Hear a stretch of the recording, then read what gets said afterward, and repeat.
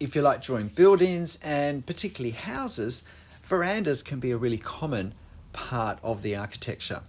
Sometimes they're little more than a glorified porch, but other times they can be much more grandiose, going down an entire facade or even wrapping around the entire building. So it's important to be able to draw them confidently and accurately. So here are my tips and this demo of a rather extravagant and I think quite beautiful veranda in a house on the far north coast of New South Wales. You often find these sorts of verandas in the tropical areas of Australia, angled to catch any coastal sea breeze that's coming. One thing I like to do with verandas is to try and just visualize them as a flat blank wall. In that way, I can just focus on the perspective of that wall without any details to complicate things and without the visual distraction of things that we're glimpsing through the veranda. And so I'm seeing this wall that I'm drawing at the moment really as a front wall with shapes drawn onto it. I find it just helps me by reducing it to a two-dimensional series of shapes to get the angles, the proportions, the foreshortening correct. And then I can add the details that will pop it into a more three-dimensional shape. So foreshortening is really important because unless we're looking at the veranda straight on, as it moves away from us, the gaps between things will change. And if it's a long veranda, then the most significant thing that's going to change are the columns that support the roof. And so if they're equally spaced along the front of the facade, which is probably the most common way to have veranda posts, then the gap between them is going to narrow as it moves further away. And the rate of narrowing will increase as it gets further away. But in a scene such as this, if we were to look at this front on, the center panel, if you like, is larger than the two side ones. So that's going to affect what I just said in this case. It's going to affect where the supporting posts are in terms of foreshortening. So the best answer is simply to just observe very carefully and seek to copy accurately the proportions that we can see in our reference. And so I established this front wall as I went down from the top down, because I find that's more accurate than coming from the ground up. As I went from the top down, I made sure that all of the angles slightly lessened as they went closer down towards eye level, which is pretty much at the ground level of this. And I also worked hard at getting the vertical heights of the different elements relatively in proportion to each other. So we had this rail section, and then we had another gap section, then we had another railing section. So having then established the front facade, and another thing just to be very careful of is if you look at that front, the gable front up at the very top, because the roof comes out over the top of it quite a bit, we don't actually see the apex of the front of the facade of the wall. And so that's hidden. And that makes a difference when we put the pattern on the front, the mock Tudor timber work. But having got the facade done, now we have a lot of things in place that we can reference from as we go sideways. Now, we have a slight angle back, and then we have another section of the house that comes out at different angles. And so I'm basically eyeballing this now in terms of the angles of everything I see. Now you're watching this at 3 times my drawing speed. This took 35 minutes to do in real time. And I'm using a 0.3 millimeter pen. And when we have a lot of timber work, such as we have here with the rails and the posts in the rails, I find it's often better to really draw them through any shadows that we see through them. But I think as part of that, it's important to look hard and to see when we have this sort of see-through between the posts, we don't have often or sometimes the same amount of darkness from top to bottom. And so if there's a darker thing behind in the lower section of what we see of the railing posts, what we see through the railing posts, then we want to have a darker section in the see-through little gap between than above that. And if there's a hard straight edge that defines that dark value in reality, then we want to put a hard dark edge at that angle by aligning the tops of the darker section. Just popping the electric wire in.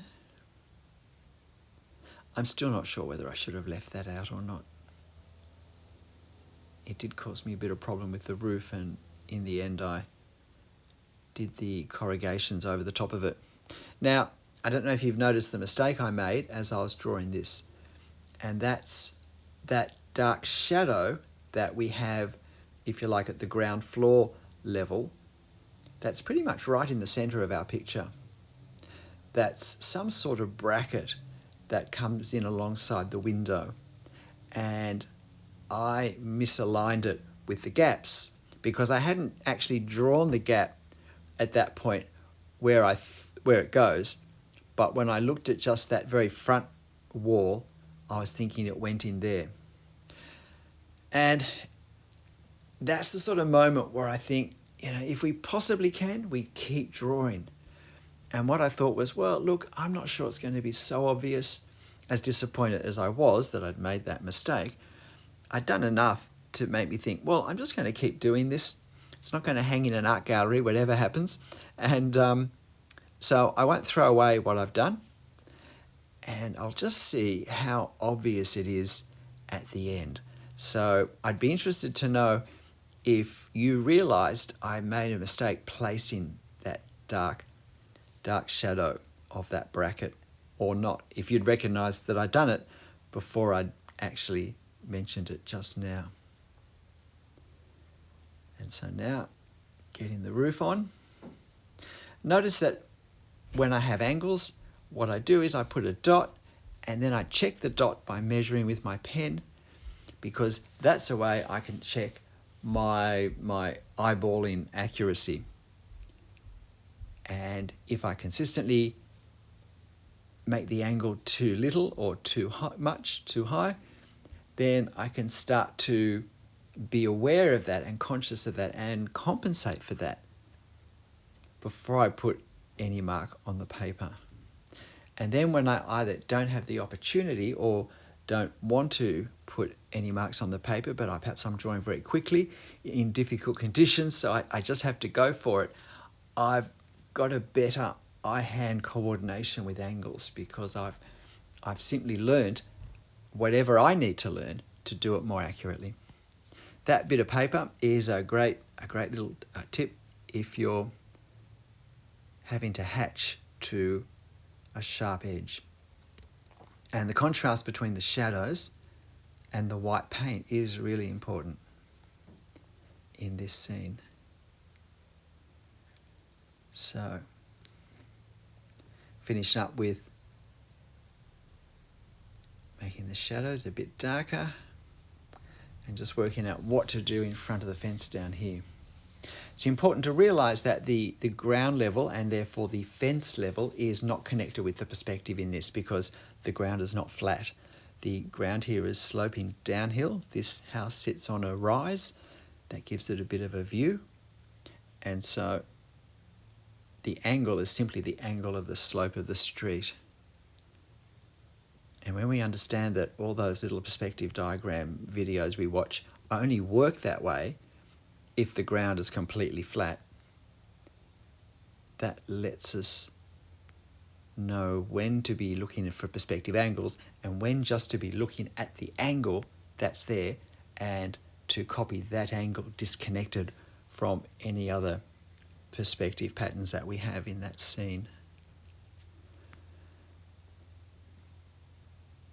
So doing the picket fence, not getting overly exhausted with the detail that I could have tried to do and would have done if someone were paying me to do a drawing of their house.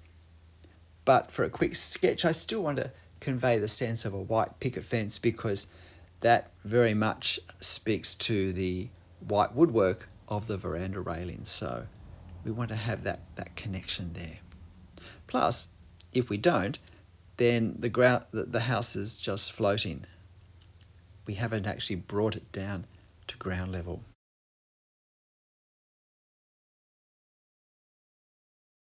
Bit of shadow now under the house there. And we're just about done. Please hit the like button if you found this interesting. Of course, you'll find this reference photo on my channel community page. If you'd like to have a go drawing this or drawing part of it, if this overall feels a bit complicated, then why not just have a go at that front facade that I started with and not worry about the rest of it. Sometimes just practicing a small element can be a way of learning to approach a more complex drawing. And sometimes the small elements with their detail are quite fun, particularly if we don't have the pressure then of trying to make a whole drawing work. We can just work on those small and often interesting and satisfying parts to draw. So I do recommend that too. And doing a small detail can also be a great daily drawing exercise when we don't really have time to draw, but we can spend 10 minutes doing something. Choose a window, choose a wall, choose a roof line. Just adding a bit of shadow under there to make that appear a little more three-dimensional, this closest part of the house. And then we're done. So why not give this a go? G'day, I'm Stephen Travers, still doing a few last-minute touches, but now I know I really am done. So find this on the community page, do a screenshot, print it off, and have a go drawing. But look, in the end, whatever you draw, houses, verandas or no verandas, make sure you have fun. See you next time. Bye.